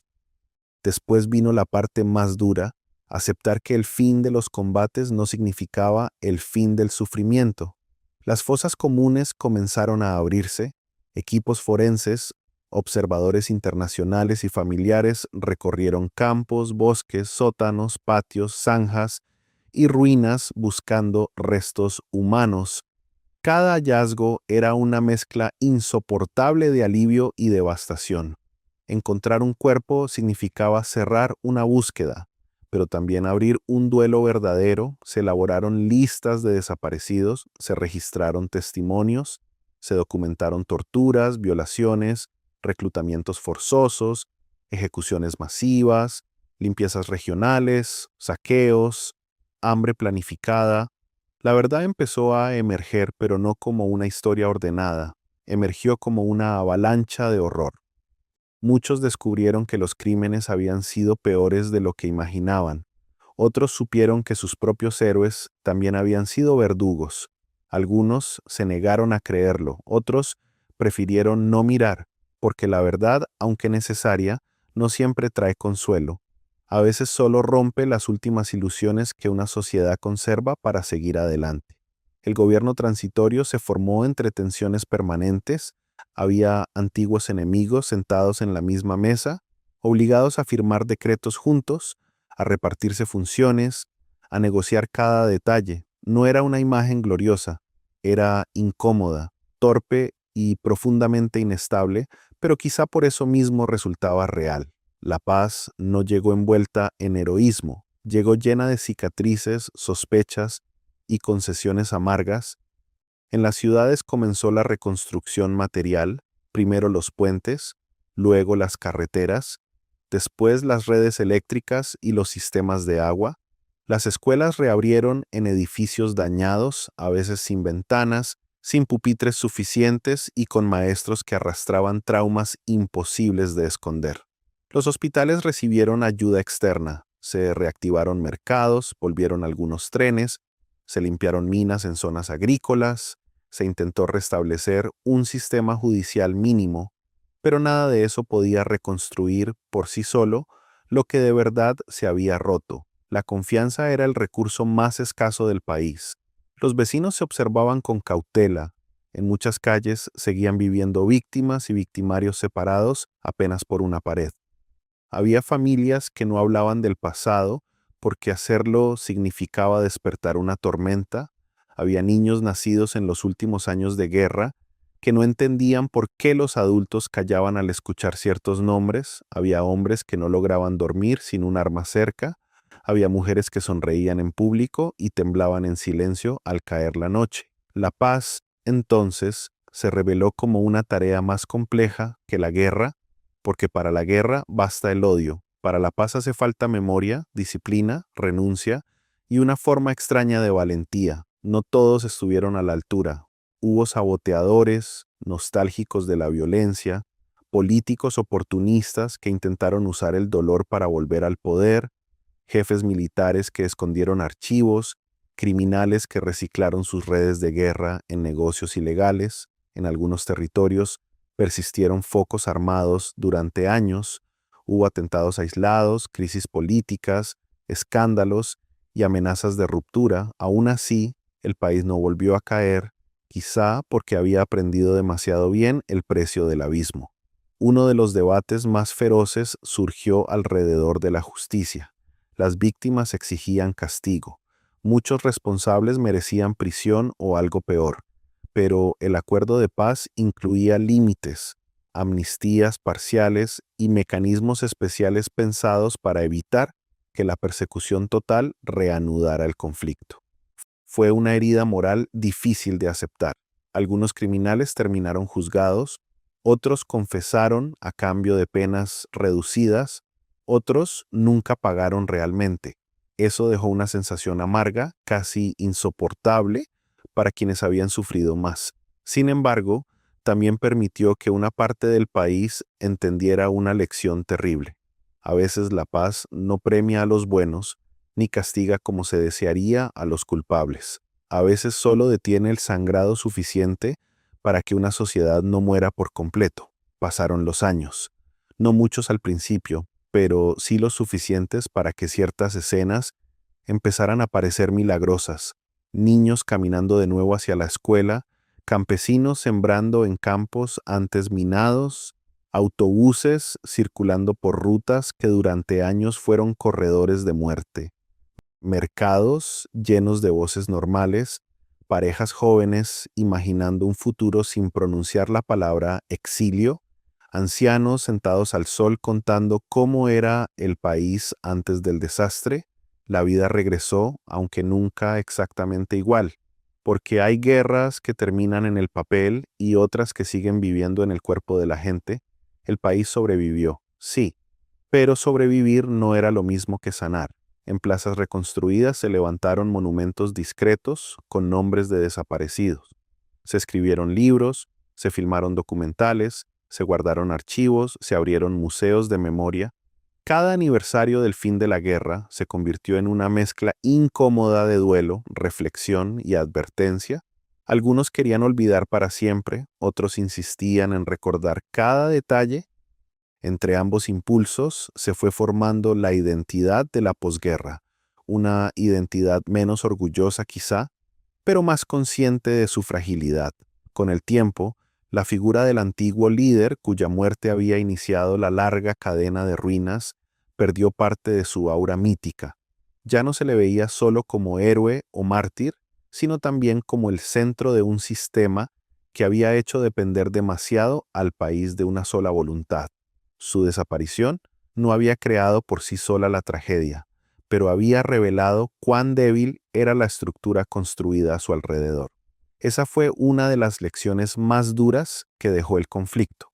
Cuando una nación entrega todo su equilibrio a un solo hombre, El día en que ese hombre cae puede arrastrar consigo a millones. Otra lección fue todavía más cruel. La guerra civil no nace únicamente de los grandes discursos ni de las conspiraciones de élite, nace también del miedo cotidiano, de la impunidad tolerada, de las mentiras repetidas, de la corrupción aceptada, del desprecio sembrado poco a poco entre personas que deberían reconocerse como parte de algo común. Por eso el precio de la paz fue tan alto. No se pagó solo con reconstrucción material, se pagó con generaciones marcadas, con familias incompletas, con traumas heredados, con verdades insoportables, con justicia imperfecta, con recuerdos que nadie quería llevar, pero que nadie podía abandonar. Y aún así, valió la pena, porque incluso una paz rota, incómoda y manchada, seguía siendo mejor que el esplendor del odio. Porque un país lleno de cicatrices aún podía intentar enseñarle algo a sus hijos, porque las ruinas a veces también sirven como advertencia, porque los muertos no regresan, pero los vivos todavía pueden decidir qué hacer con la memoria que dejan. Al final, la guerra no terminó con una gran victoria, terminó con un pacto doloroso entre sobrevivientes. No hubo héroes puros, no hubo redención completa, no hubo justicia perfecta, hubo apenas una decisión colectiva, frágil y profundamente humana, dejar de destruirse. Y eso, después de todo lo ocurrido, ya era casi un milagro, casi un milagro, casi un milagro, casi un milagro, casi un milagro, casi un milagro, casi un milagro, casi un milagro, casi un milagro, casi un milagro, casi un milagro.